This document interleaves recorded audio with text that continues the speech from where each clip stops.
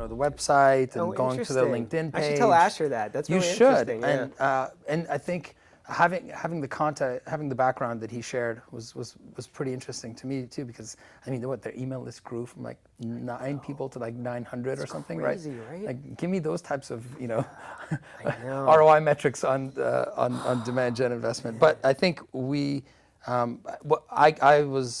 ended up. It was probably right before I joined Acquia. Yeah. So I ended up settling in, and I said, okay, well, let me let this sort of organic, or maybe not so organic, right? Artificial partnership ecosystem that I'm about to get handed sort of take priority, see what I can sort of make of this, and then as we need to expand further, that's a resource that I can tap into. Yeah. And I haven't obviously gone back, but it's probably something that inevitably I'll finally just go ahead and complete that. Yeah, I've been 30 yards. I've been looking at it. Did you get an idea of the pricing, like how much it is? If I remember correctly, this was I'm quoting 2019 prices, 2020 prices. Yeah. I think they were in like the 1,200 to 1,500 range. Something over 1,000. So it wasn't super, it's an investment, right? You think of it that way, and you could probably see pretty immediate ROI. Are we going? Okay, cool. You could probably see pretty immediate ROI from something like that. Especially because their network, in terms of the organizations and the companies that are members, and then it sounds, based on the metrics that he shared, there's probably 2 or 3 members per, sort of blue chip organization that's on there. So that's okay. So you open yourself up to a pretty sizable network. How different is that from like the network, that of your, alumni association? How different is that from? Yeah. Obviously they get it, because we all understand, partnerships and partner marketing is a sort of a nuanced language. Yeah. Yeah, I've been thinking about it too. It's like, do I want to pull the trigger on that right now? And I think partner marketing, like we sell to partner marketers at the end of the day. Right.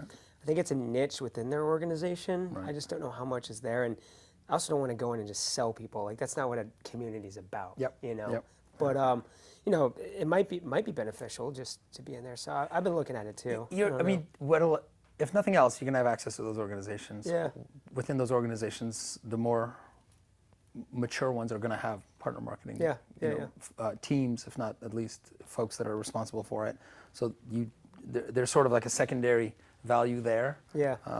For me at that time, it started to make sense, and when it didn't make sense anymore, I haven't gone back since. And then of course I saw your interview, and I was like, oh, wow, this is cool. I wanted to ask you before we get started. I saw something on your LinkedIn about like an Afghanistan. Is it business or group or? I've got a lot of Afghanistan stuff. So what is that? Is your family from there? Or? I am. So I was born there. I was born in Kabul. Wow. Actually, I was born in Kabul about 4 months after the Soviet invasion. And so I'm dating myself here, of course, right? Everybody knows how old I am now. Darn it, I was really trying to hide that. No, we've got a pretty tight connection to the homeland, my family and I, right? And so to this day, I still, not now, obviously, we're talking in 2024 terms, right? I don't travel back there, but for quite a while, from 2001 up until 2021 or so, I was probably there every couple of years. Wow. I actually lived there for an extended period from 2015 to 2018. Do you still have family there? I do. Wow. I do. I have some pretty close relatives out there. And so I'm all in the Kabul area? Or? Kabul and vicinity. Okay. Kabul and vicinity. Yeah. Outside of Kabul, my family isn't from outside too far away. So, and most of the folks that were sort of further up north ended up moving fairly far south. Would you go back now? I would. I'm doing my research. Yeah. Right? Like, is it going to be I don't think the word that I'm going to use is safe. More so, is it going to be comfortable for me to be there now? You know what I mean? There's a lot of other sort of cultural and political background that goes into why I'm hesitant. Sure, otherwise, I actually tell people now that I'm like, in my entire lifetime, this is probably the peacefulest that Afghanistan's ever been. Yeah. So if you're kind of like if you want to go, this is probably the best time to go. This is kind of like circa mid 60s and 70s, the hippie trail. This is the kind of like that arena. Just go in, you don't have to worry about much. Yeah. So for me, on the other hand, it might be a bit more nuanced. Yeah. But so I ran a mining company out there. I was a mining company. A mining company. Wow. Yeah. I had a bunch of I had a bunch of, let's just say, good luck with cryptocurrency. Okay. Yeah. I was one of those. And multiple or one in particular? Oh, it was Bitcoin. Yeah, I'm a Bitcoin guy. Yeah. So my first Bitcoin was $7. Oh my God. So that's a whole nother podcast. Yeah, that's a whole other podcast. So I got lucky. It was, Sasha, if you're watching this, thank you for the tip. He's great.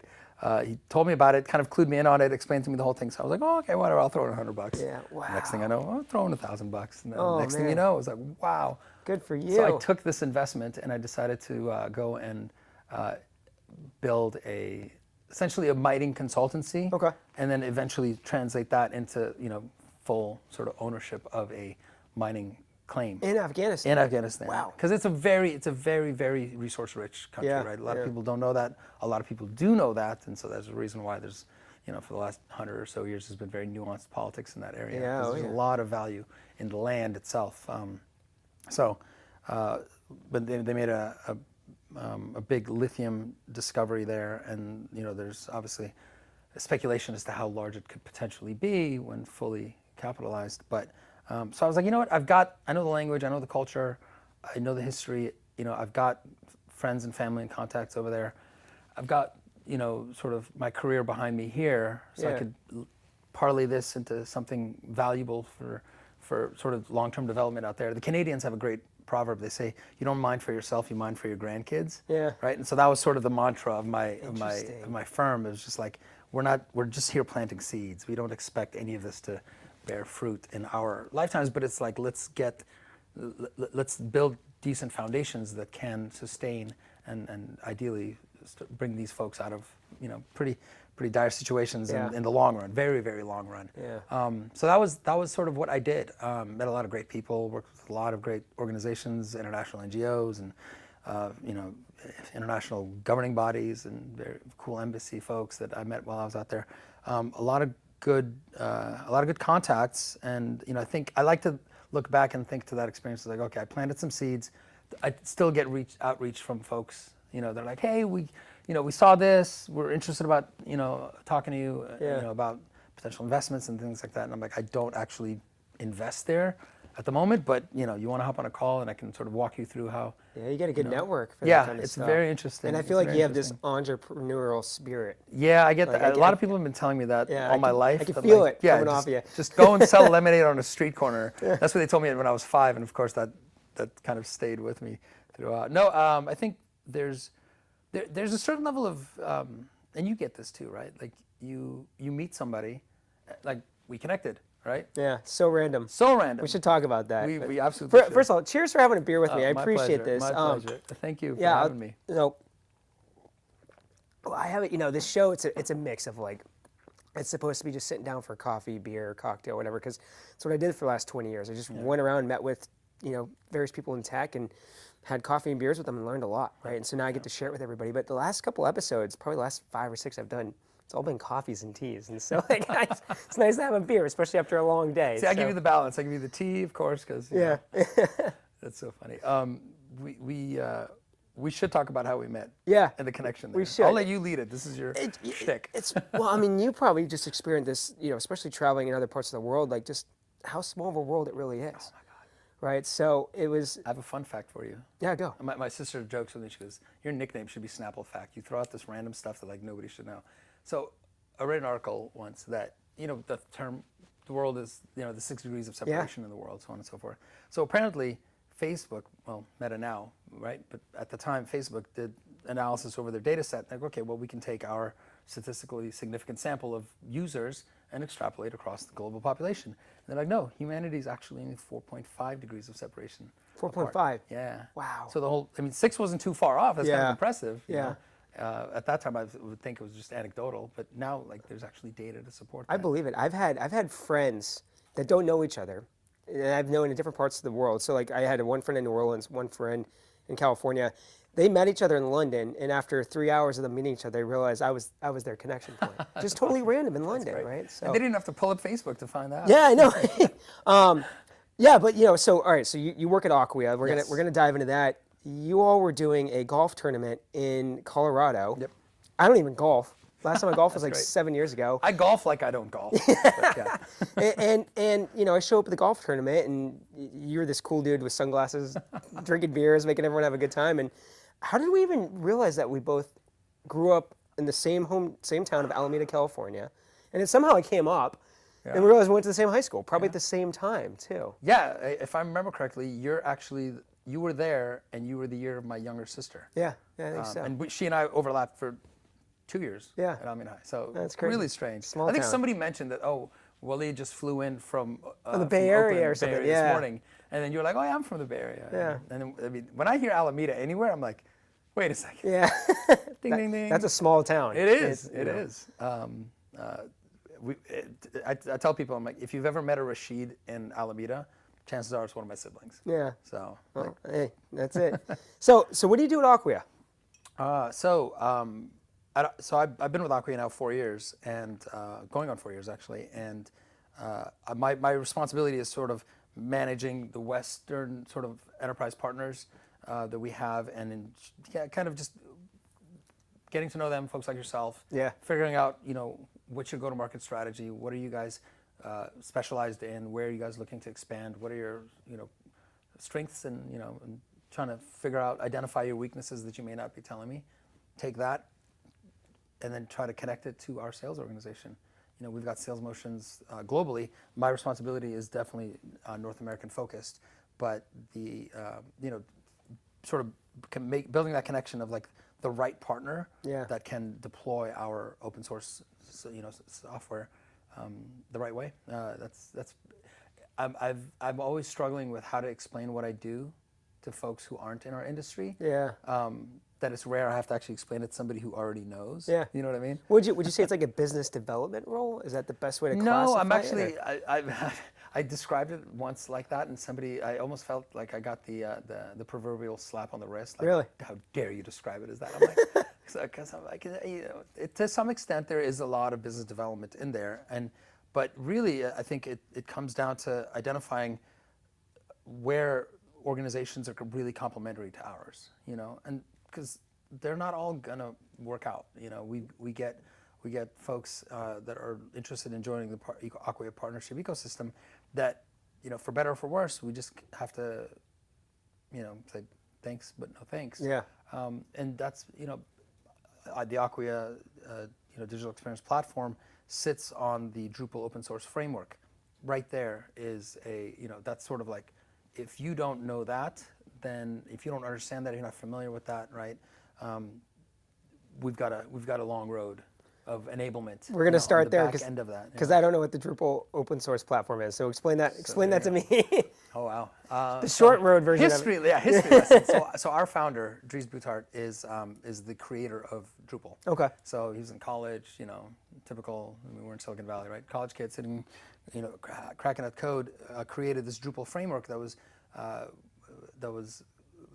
released to the open source world as a solution for creating content. Okay. Right, and being able to manage and host that content. Like what? Like website content. Website right? content, precisely. So this was back in the days of like Joomla, right, when WordPress was sort of just probably taking off. Maybe not even before that, realistically, right? And so it was so successful initially, and it had a lot of adoption. To the extent that a bunch of enterprises started reaching out and saying, well, this is great, but how about security? How about scalability? How about governance?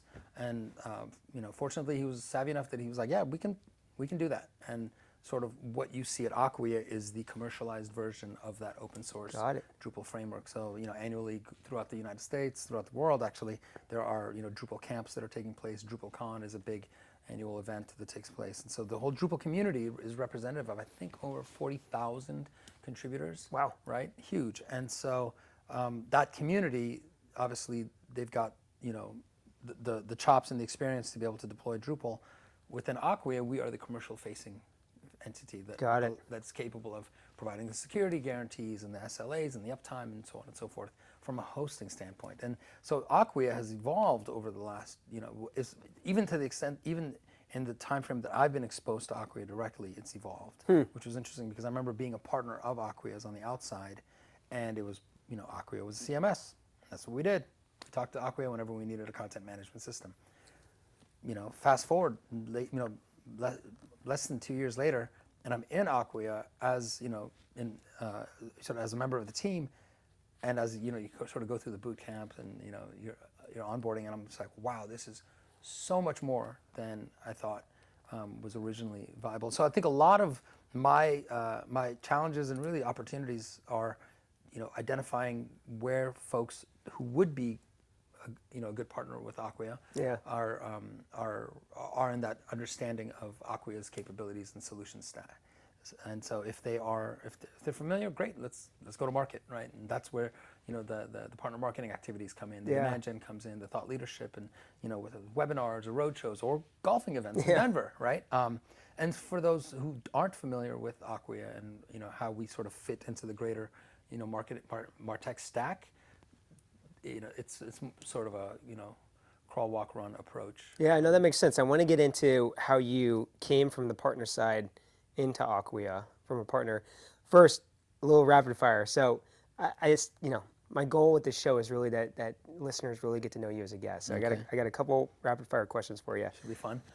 They tend to go slower than rapidly. So I think you called it Thunder Fire, right? Or your wife calls it Thunder my Fire. marketing team has branded it as rapid fire, and my wife she's like, you're the slowest person asking these questions. All right. Best piece of professional advice you have ever received?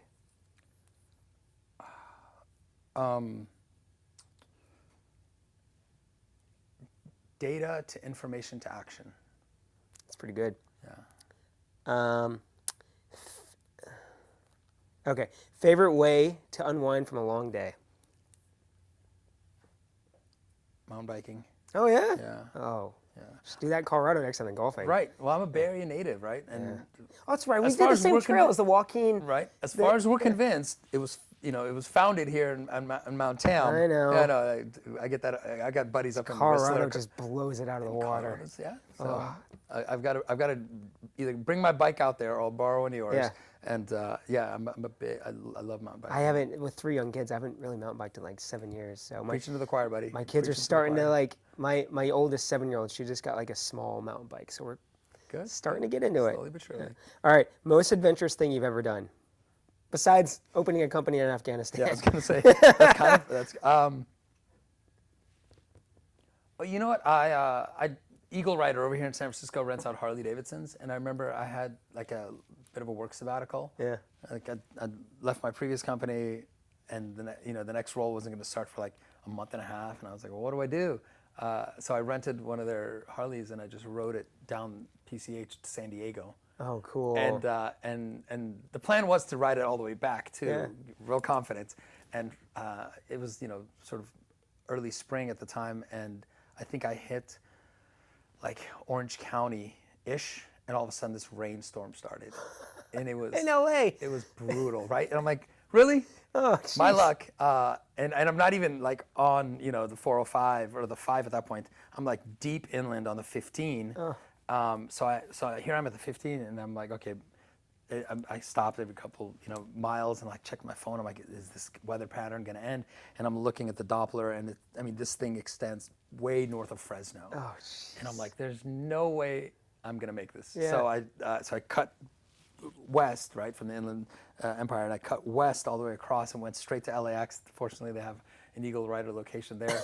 Called them. I was like, guys, they're like, come on in. So I dropped the bike off, booked a flight, and flew home. Oh, man. Not happening. How was it on the way down, It was though? amazing. Yeah, it was it? absolutely amazing. That's cool. Yeah, that was fun. I'm really glad I did it. I haven't ever had the chance to do it again, so I'm like, okay, cool. Itch, scratch, done, bucket list, I love it. All right, last one. If you could switch careers for a day, what would you do? I'd be a doctor. Yeah? I love medicine. Yeah. It's kind of neurotic. What kind of and doctor? weird. Like Probably crazy. emergency. I was gonna say Emergency. ER Yeah. doc. Yeah. It's exciting. Yeah. I Did you think watch that- do you watch like I the used ER to shows? watch Yeah. ER when I was a kid, and Yeah. it was at a time when I was like, okay, I'm gonna be an ER doctor. Doogie I'm gonna Howser, be an ER right? doctor, Or, right? Or yeah. right, Doogie Howser, MD, and so I really liked it. And I remember up until a certain point in my life, I was like, if I get to a point where I'm just like, I win the lottery, you know what I mean? Yeah. And I can afford it, I'm just gonna enroll in medical school somewhere and go be like a. You and I have Doctors different Without Borders. versions of winning the lottery. Right. Exactly. Yeah, I'll go to med school. Well, it's funny because the cryptocurrency thing, right? Like it technically had me almost there. Wow. And I should have done that, but instead I said, I'm going to go build a mining company in a third world country. Why not? So, Well, you got a long life ahead of you, knock on wood. knock I on mean, wood. you can still chase that dream. All right, so back to Acquia. You came over through partnership. Walk me through your background and like how we got to that point. So I was, it was funny, I came back from Afghanistan and I stumbled into partnerships. Before going to Afghanistan, I was in the agency world here in San Francisco, Santa Monica, and up and down the West Coast. I did a lot of agency work in client services and delivery, and I was decent. I'll say that at sort of maintaining the relationships, managing the relationships, ensuring that everybody's sort of meeting their KPIs. Yeah. But people had always told me, well, you should go into sales. In fact, I think I remember somebody once stopping me, I was chatting with somebody on an airplane once, and they're like, son, if you were selling a house, I'd buy it. I was like, well, thanks, I'll take that as a compliment. He goes, you should go into real estate. And I was like, I don't really want to become a real estate agent. It's not, at the time for me, I've done plenty of real estate transactions since, and I'm like, no, it's far more complex than most people think, But I think at the time I was just like, no, I want something more technical. And so for me, the partnerships role becoming available, it was kind of offered to me. It was I wasn't even looking for it. And I met with the CEO of this SI out of Chicago at the time, and he was like, I like you. He goes, I think you should be our partnerships person. And I'd done sort of partnerships, and I'll put that up in quotes, right? Yeah. Because again, we talked earlier about the verbiage of our industry is quite nuanced, and not everybody really understands what you mean a lot of times when you're describing it. And we started having this great conversation, and I thought it was a client services, type role that he wanted me to take on. But he's like, no, he goes, it's a little bit different. And he came from the sales world, so he was able to articulate it to me, and I was like, yeah, this sounds kind of like what I've done on the project management side and client services side, but I see where it's actually driving, revenue. It's driving, pipeline. And so it was kind of a right place at the right time, I guess. I stumbled into it. Wow. And it was funny because the first week I started this role, I'm going through training with, at the time, my VP. And that Friday, I'd had a trip planned. This was in Chicago, by the way. I had a trip planned to fly back out here to the Bay, so I'm at the airport, about to fly back, and my new CEO calls me. He goes, hey, by the way, I just fired your boss. So I'm like, what? This is the end of the first week, and I just went through a week. I went through a week of training, right? And I'm like, okay, so this should be interesting. Got to remember everything I learned in that first week, right? Otherwise I'm going to have some problems. How much did that scare you at that point? Like, did you feel like you made a wrong decision, or because that's not something anyone ever expects walking into their first week on the job, right? I was genuinely concerned that this was a sign more so of the company's state than of his individual state. Yeah. And so I was like, if this is where the company's headed, then did I make the right decision? Yeah. You know what I mean? So we decided, this is not gonna work. I'm gonna have to go with the hard stuff. We'll get another beer. I know, right? Take a pause. Numb up the nerves, right? That's what it does. It's really effective. So we get to I fly back into Chicago the next week, and he's like, all right, cool. You went through training last week, right? And I'm like, kind of. Yeah. He's like, all right, this is what we're gonna do. So I spent the next sort of few weeks figuring out where things were at and trying to just apply the bare bones basics that I had been taught in that first week. And I mean, it's people get upset, but I'm like, look, we're not smashing atoms here, right? Yeah. This is, we can. You can figure your way out through this stuff if you're willing to put in the time and you've got an ample amount of resources. So that's what we did. Put together this partnerships organization, formed partnerships with a bunch of different technology companies at the time, and Acquia being one of them. So fast forward, I moved from Chicago to San Diego, and they don't. This was pre-COVID, so. No remote work. Yeah, so I've got to go to San Diego. I had my second daughter was on the way, and we parted ways, and then COVID hit, and Acquia was like, hey, we need somebody on the West Coast, we noticed that you relocated to San Diego. And I was like, yeah.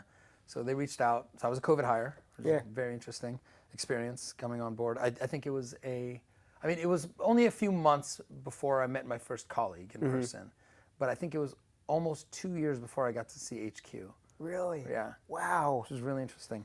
Wow. What a different world. Huh? Yeah.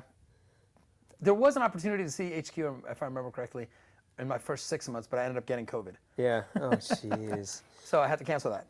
So, you're driving partnerships. You seem like a very in-person kind of guy. What was it like those 2 years in terms of driving partnerships where everything's virtually? God, we got really creative. I think as most people did, everything from, sending cheese platters to people's desks and having them walk through, the DXP conversation with a sommelier on the line. Yeah. We went. I think we did steak prep courses, right? What's steak prep? Like essentially, a chef gets on his Zoom, Yeah. and all of you are sitting at home on your Zoom. We send everybody a slab of meat. Oh, right? yeah? We tell them how to prep it the night before, and then we arrive and he goes through the whole grilling thing. And then, Wow. And obviously in between, right? Yeah. We're throwing in anecdotes and actually having, productive discussions. But it was funny because imagine as exciting and enticing and delicious, especially at this time of day, that sounds, right? That started to just drop in both. I mean, never mind ROI, but like attendance. People just got burnt out. People got tired of being on these, on these Zooms. Still tired of it. Amen, amen. So for me, I think what I learned pretty quickly, and I think I had folks actually telling me early on too. They're like, hey, you're on the road quite a bit, right? So as soon as I felt like people were willing to meet, I would go. Yeah. And at that time, fortunately, our leadership didn't have a problem. They said, look, if go where the revenue is, go where the business is, or go where the opportunity goes. And so we had partners that some of them were absolutely willing to get together in person.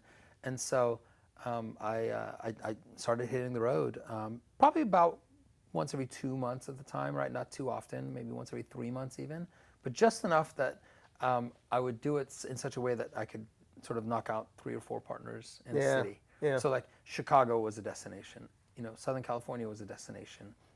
And I lived down there, so it was just a drive. But like Dallas and Houston and Austin, we'd literally meet a couple of sales guys. We started in Dallas and drove the 3 cities over the course of 2 days because we're like, this is the only way it's going to happen. And so we covered essentially all of Texas minus San Antonio. But we did, that ended up being really valuable for them and for me, I think, and for the partners that we worked with. So I think there is a fine balance. If we had to go back to, full on screen all the time, there's probably ways we'd manage it like we did. But I think the hybrid at the moment is probably the most ideal.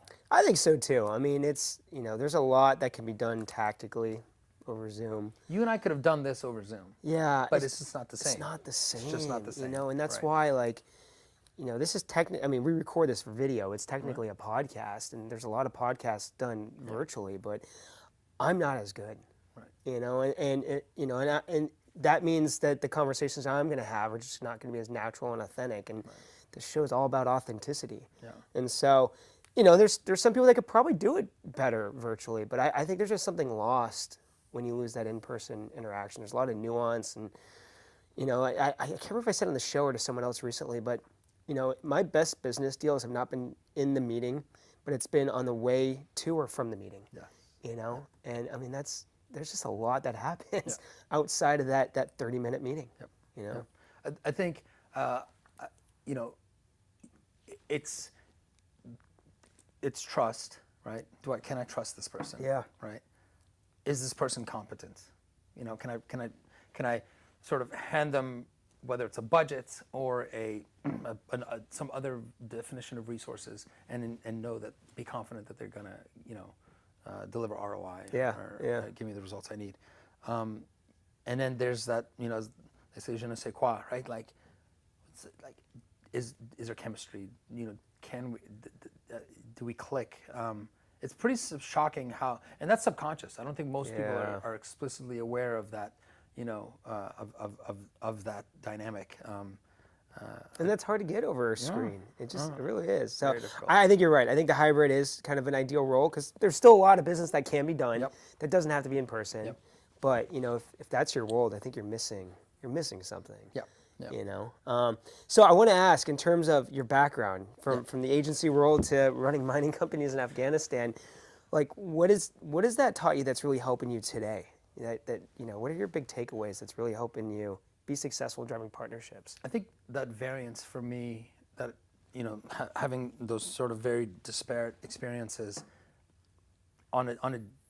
I then have to naturally parlay that, whether it's via a bias or preconceived notion or referencing a past experience in the context of a new interaction. It gives me breath. I often struggle with the challenges. I'm sure a lot of people do, of being able to operate a mile wide and only an inch deep.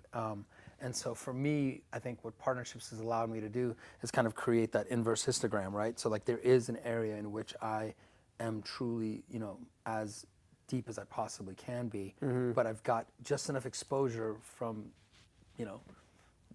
other things that I've done, other things that I've tried, other things that I'm sure I'll try in the future. Yeah. I don't think that roller coaster of experiences is done by any stretch of the imagination. I'm still that guy looking for there's a problem that we can. In fact, it's funny. I discovered you're familiar with Crossbeam, right? And they just congratulations to the team, right? They just merged with Reveal, which I think is awesome. Yeah. I discovered Crossbeam because I was so annoyed that something like Crossbeam wasn't presented to me in that first 1 week of training. I was like, I had this 1 week of training. I should know everything, right? I should know all the technologies, all the solutions that are out there. How come nothing like this was? So I literally started digging around the internet, 2019-ish, for something that would allow me to do what Crossbeam allows you to do. It was really interesting because before I stumbled across it, I was like, all right, that's it. I am gonna build this technology. I'm gonna get together some engineers. We're gonna find a CTO and a product guy. I'm gonna hire some marketing people. We're gonna put this together. Get some VC funding. I know other people will see the value in something like this, right? So I'm totally about it. And obviously I'm thinking, man, if I hadn't had such a high burn rate in Afghanistan, I totally could have bootstrapped this myself, right? Anyways, 2020 hindsight, right? But then I stumbled on Crossbeam and I was like, oh great, okay, it doesn't exist. I guess I don't have to go and build a startup. But so I think that I can't turn that off. That's always going to be there. See, like I said, you're an entrepreneurial guy. I mean, you just are. So I want to ask a little bit about the go-to-market strategy with partners at Acquia. Specifically as it relates to your role. So how do you know if you're doing a good job? Does it come down to sales on your partner side? Like, what are your success metrics, and what are you trying to achieve at the end of the day with your partners? In the end, right? We're not here. Somebody wants to put it right. We're not here for butterflies and rainbows, right? Like, bottom line, right? Yeah. Is it driving value for the organization? And in some cases, the value may not even be dollars. It may be, number of customers, right? It may be the win of a huge logo at a sort of a potential financial loss in the short term, but you recognize the value that's going to present in the long run. So let's take it. So I think bottom line metrics are obviously a given, but there are leading indicators. A successful partner is going to drive pipeline, is going to drive qualified pipeline, is going to help you not just close a deal, but that deal that you bring them into or that they bring you into, you're both able to essentially expand into a much larger opportunity because you recognize there's more need. There's other challenges that haven't even been surfaced. Again, from my client services background, I learned very early on that clients have no clue what they're doing, right? And the vast majority of the time in the agency world, I used to joke around and stole it from one of my former colleagues. It was like, our job is to walk in and tell you that your baby's ugly, right? But we're going to make it beauty pageant ready. Yeah. So just give us, a little bit of time and some of your attention and resources. And I think the partners that collaborate well together are able to identify, the future beauty pageant winners, so to speak, right? Like there's the issues that the clients will typically be cognizant of, right? The challenges, the obstacles, the threats in the marketplace, and then there's all the stuff that they're completely blind to, right? And whether it's because they're just so fixated on a specific metric or a specific objective, or because they're focused on service delivery, they're focused on the customer experience and not thinking about what's happening in the competitive landscape or what's happening with innovations in technology and regulatory changes. Yeah. So I think the right partners will bring value from that perspective as well. So yeah, leading indicators are going to be driving opportunities, qualified pipeline, helping us close deals.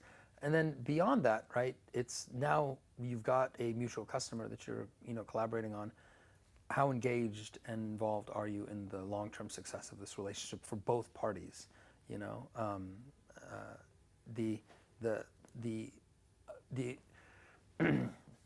The prevalence of customers saying, we're going to stick with the technology but not with the service delivery provider, I think is far more common than the client saying we're going to keep the agency that recommended this technology and scrap the technology, right?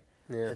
And so in that regard, we obviously want to work with partners that are able to deliver good service on a consistent basis, right? Yeah. Because if it gets to a point where there's a question of the value that they're bringing to the clients, we have to be in that awkward conversation, right? Yeah. And we want to be, because they're our partner. We want to ensure that they're well represented, but at the same time, in the end, you have to make sure the customers is set for success. You have a lot underneath you in terms of what you need to focus on Quite in any given day, from your sales team, partner sales team, your marketing team, partner. I mean, it just goes down the list all the way to the customer, right? How to the nth power based on the number of partners you have and the number of customers you have. Yeah, how do you stay focused? How do you manage it? How do you get everybody in line? Like, I just don't. I just don't know.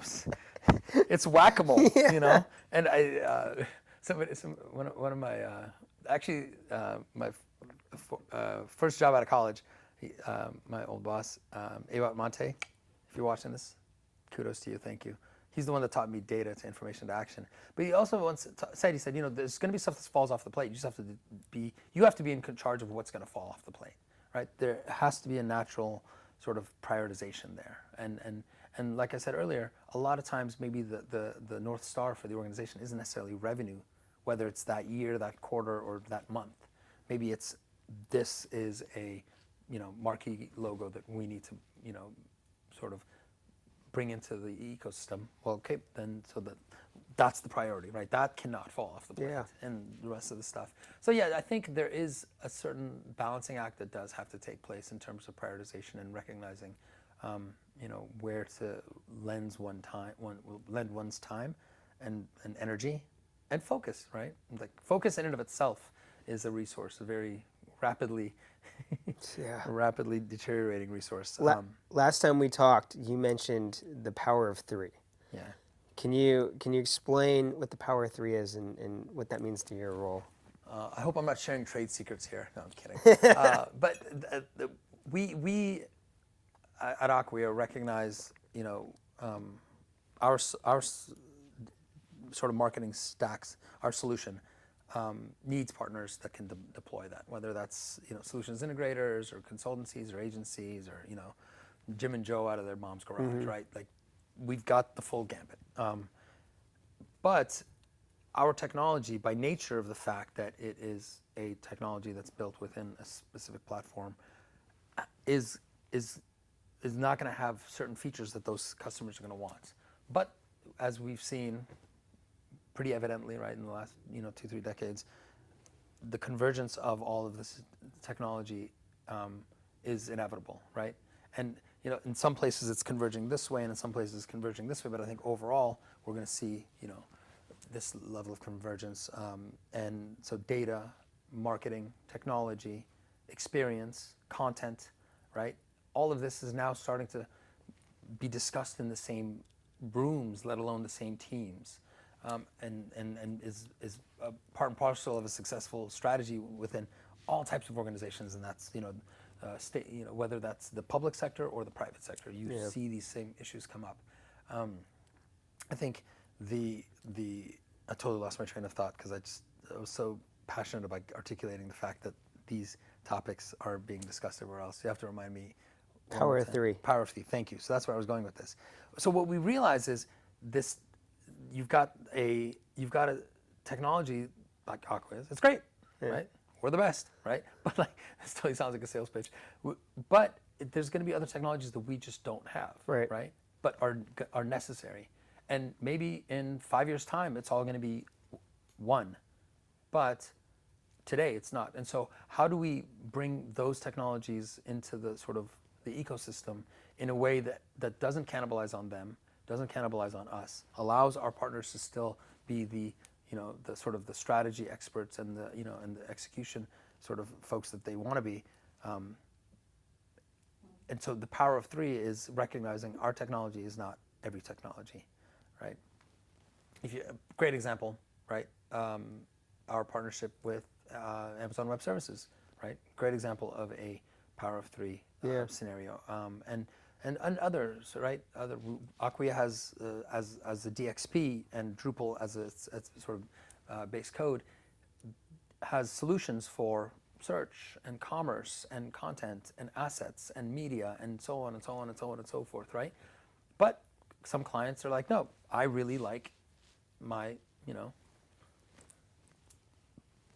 whatever. I'm trying to think of a really vague and ambiguous name, so I don't have to pay for copyrights. That's good. I like Acme, whatever, and so I want to use that. Okay, cool. Well, if we see enough of those instances, well, we're naturally going to reach out to Acme and say, there's a power of three motion here that we need to leverage. The marketplace is clearly demanding it, right? There's value in it for the customer. So how can we make this, an easier lift for them? And so that's sort of one of our go-to-market. Yeah, what are you seeing as some of the biggest challenges to either your role today in the industry, within partnerships in general? Like, what's really challenging you or challenging your peers that you're seeing happening today? I think, as with all things, right, technology expands, right, and to the point I made earlier, whether it's content, media, assets, right. Strategy, data, analytics, it's all sort of starting to converge, but in order for that convergence, there's this expansion, and you see variations, right? Whether you call it, if you look at it in like historical terms, right, there's like schools of thought almost, right? Yeah. The Mock Alliance, and so I can give you examples like that. So there's these different schools of thought, and I think that breadth does create options, which is great. A lot of times not the best options, right? And we see technologies get deprecated every day, right? Because somebody was like, great, we're going to build this. Oh, in fact, it doesn't actually work. Okay, so, end of life it, and then you come back here. So I think the biggest challenge, one of the biggest challenges, I won't say the biggest challenge, definitely not the biggest, but one of the biggest challenges that I see in my personal experience is that you've got this sort of fragmentation of technologies and options that are available in the marketplace. People kind of like chasing the new shiny object and then realizing that they've just set themselves back, 12 to 18 months. And so it's like, okay, quick, pivot back, scramble. There are folks really, looking long-term at, okay, this inevitable convergence is going to take place, and are they investing from that perspective, or are they kind of just trying to follow the shiny object in the room today? And we see that quite often. So I think a lot of the the partners or customers? Customers. Yeah, okay. Customers. And I think a lot of, and maybe that's my bias from the agency world, right? That I'm like, a lot of a retail, a retail sort of clothing customer is going to know retail clothing really freaking well. I don't expect them to understand the marketing stack that well, right? That's where, that's where partners come in. That's where Acquia is supposed to come in. So to each his own, and when they end up start chasing and dictating that strategy internally without a good sort of solid understanding of what it is, what it's capable of, and where they're going as an organization, and will it meet those needs in 6 to 12 months? That's when you end up having,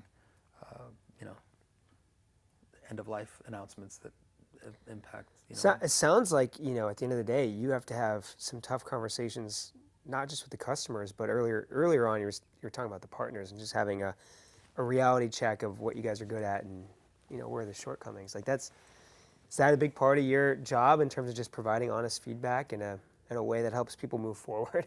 Yeah. I mean, sometimes I talk to partners and I tell them we're not going to be the square peg in the round hole. Mm-hmm. We'll bow out. And in fact, if you recognize that it's a situation where we are the square peg in the round hole, let us know, and we'll again bow out. And vice versa, right? Yeah. Certain customers are like, we need a strategy agency that has ability to scale content. Okay, well, if we've got a partner that is great at strategy, not so great at scaling content, yeah, square peg round hole. Like, let's just have that candid conversation.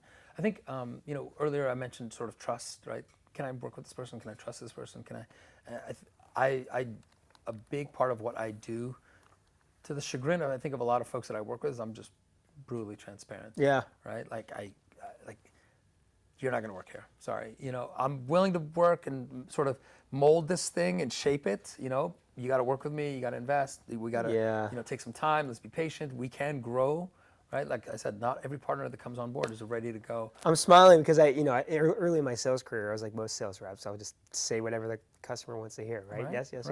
And obviously not today. Like I'm brutally honest. Like we can't do that. And like we can dance around, and in the end up at the same point in 6 to 12 months, where you're disgruntled, we're frustrated. I'd rather work with you at a later point, or when you go to another company where it makes sense, or and I have some younger sales reps that just look at horror as I'm like, nope, it's not going to work.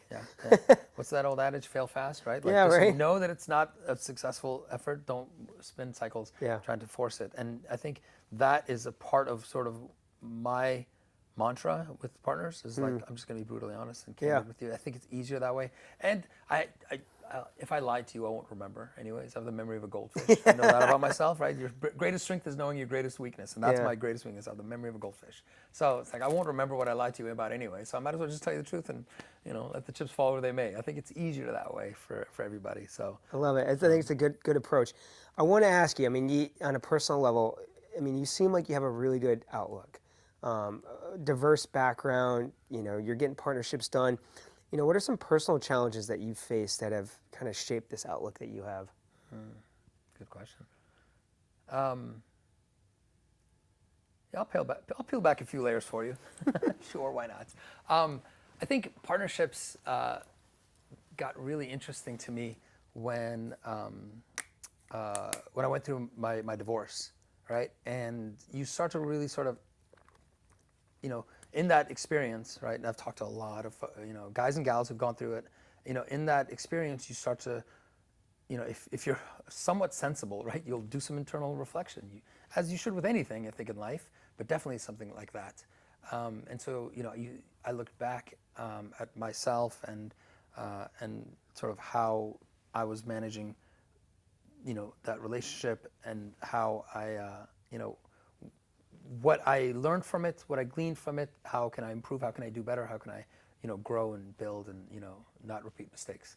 And, this is not to say that I won't repeat mistakes, you know what I mean? It's like you work with what you've got and you try to improve, and it's iteration, right? You're honest with yourself. Yeah, you can. It's like this goes back to what you were just saying. Yeah. You can't say, okay, well, that didn't work, so don't do that and everything else is going to work. That's a very binary and simplistic way to look at life.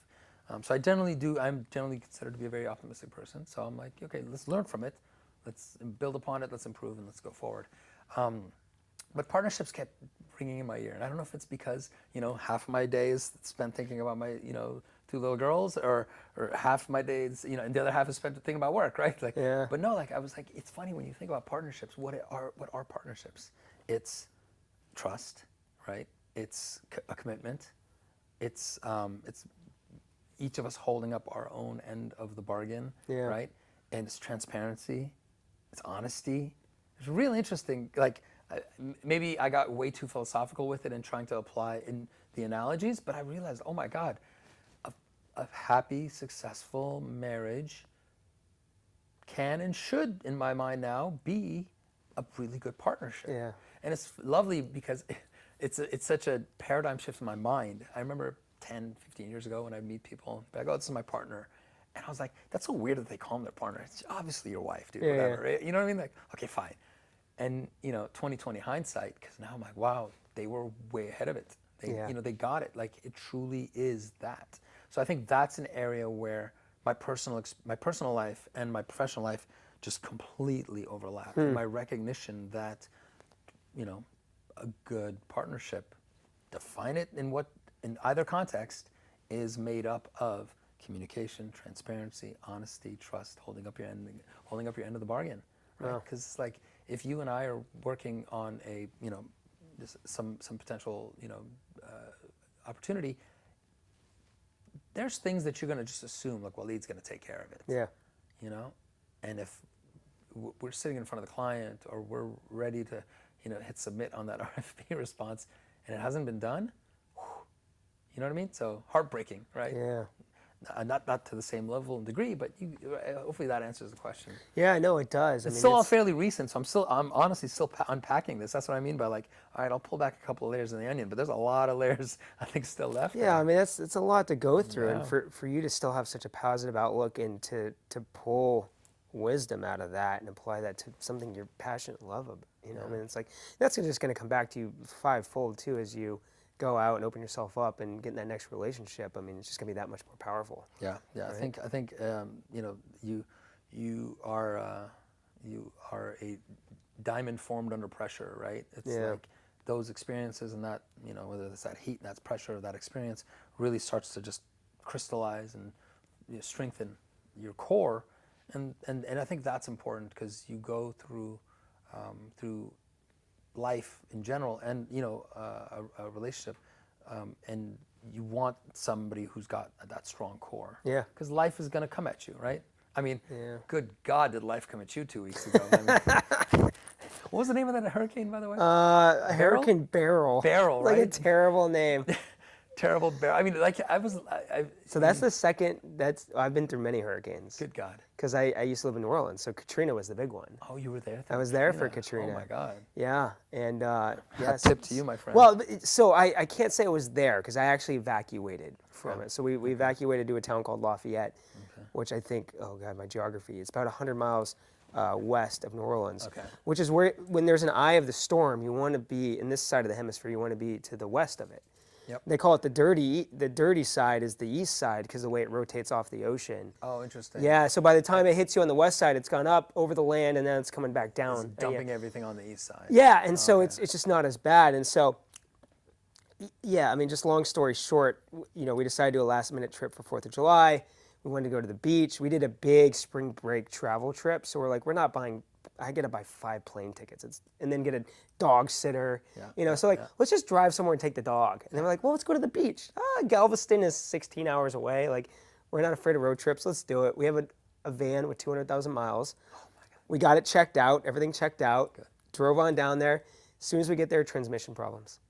And it's like, we could still drive it. It's clear there's something wrong. Some days it seems like it's okay. Other days it's like, I don't know. So they have to order a part for it. And so we're waiting for the part. We're tracking the storm. The storm hasn't hit the Yucatan yet, and it's supposed to go through the Yucatan and then kind of up and hit the border. Yeah. And I've seen this before, because it essentially threaded the needle, right, below the Florida coast, because Katrina went right through Florida. Okay. But this one kind of went.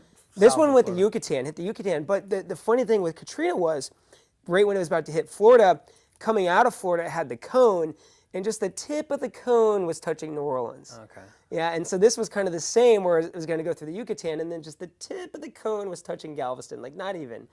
But meanwhile, you're just driving there. Oh, by the way, the transmission's bunk. Every day, that cone shifted, and sure enough, like, we weren't supposed to get anything in Galveston, and we got a Hurricane 1 in Galveston, and we had a front row seat to the ocean. We had an Airbnb, water just pouring through the windows. My wife and I, for 8 hours, were mopping up water off the floor with towels, because it's an Airbnb, there's no mop. So we're just wringing out towels in the shower, mopping up. No power for 3 days with 3 young kids in Galveston, Texas, with 100 degrees, with 100% humidity. Unbelievable. Yeah, so it got to the point where my wife was so desperate. She's like, we have to go. So after 3 days, we finally found a rental car. Yeah. There's a lot of places weren't open. They didn't have power. Right. Places that were open didn't have rental cars. We finally found a rental car. We're like, screw it. You know, the dealership's still not open. We're going to just try to limp the car home. We put the family in the rental car so nothing bad would happen, and I'm driving the van, and we made it 90 miles, and the transmission blew on the freeway. Unbelievable. So even after I heard about the transmission problem, you still drove it 90 miles, and then still more transmission problems. Got it. And so we ended up towing it to another dealership. They're like, yeah, we could probably fix it in a week for 10 grand, and it's like a 200,000 mile minivan. We're like, just scrap it. We got $500.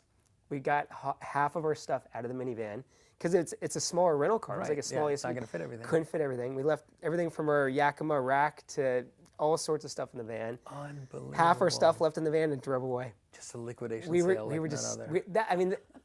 It's just it shows you the desperation. We were just so desperate to get home. I feel for you. 3 days in those conditions with 3 kids. Oh, there was no fans, no AC. And your 1 dog, 2 dogs. Yeah, a chocolate lab. Yeah. So we couldn't fly home because I figured there's no flights available. There were some, like 2 days. Houston was shut down for a day with the airport. They got the power back onto the airport, but they have a summer embargo on dogs. So the only dogs you can take on a plane have to go on the plane with the passengers. In the wintertime you can check the dog, but in the summertime you can't because it gets too hot in the tarmac. And so the dog was the reason we were really stuck there. We would have just flown out immediately. We left the van and flown home, but like the dog, don't bring your dog on vacation, I guess. Unbelievable. Wow, that is commitment. But going back to what you said though, like it was so easy for me to get caught up in what was wrong with the situation, and then God bless my 3-year-old. He's like, we're like 2 days into this power outage disaster, eating canned raviolis, and he's like, best vacation ever. You're like, so it's like dad of the year. Yeah, so it's like, we're all safe. We have food, we have water, and it's amazing. Like, and you're together. It's like it's not the end of the world. Yeah. We could find a new van, and it's just. You gotta force yourself to find perspective. Whether that's wisdom or just the fun that you can have, and that can be really hard in those situations though, because like there's a lot you can point to that's not going well. God, when I got your email and my response was, hey, sounds like the kids are gonna get just the adventure that they were hoping for. I did not expect it to have gone that bad, so I'm so sorry, God. But I mean, like you said, it's a perspective. It's there's.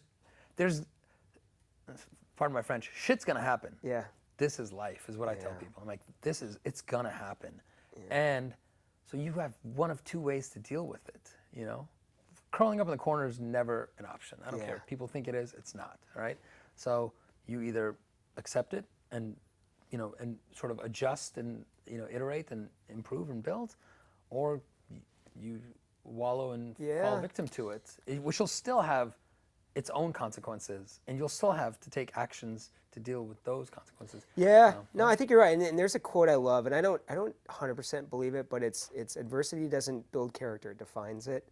And I think we still can learn a lot from adversity and help build us up. But I do think that just how you handle certain situations really does define your character, and it's something we gotta constantly think about. Like, how am I handling the situation, and what is this teaching other people, and especially with kids, right? Like they're looking at us and how we're handling this, and they're learning how to handle it themselves through us, and like that says volumes about mom and dad if your 3-year-old is like best vacation ever, or maybe the exciting part was just watching mom and dad mop all day. Oh jeez, well, I mean they could sleep through anything, so it's unbelievable. That's so impressive. Well, this has been fun. I've learned a lot. Absolutely enjoy. Thank you. You and I got to go out for beer sometime. I'm looking forward to it. I want to ask you one last question, and you're a worldly man of a lot of advice, and just what advice do you want to leave for people out there?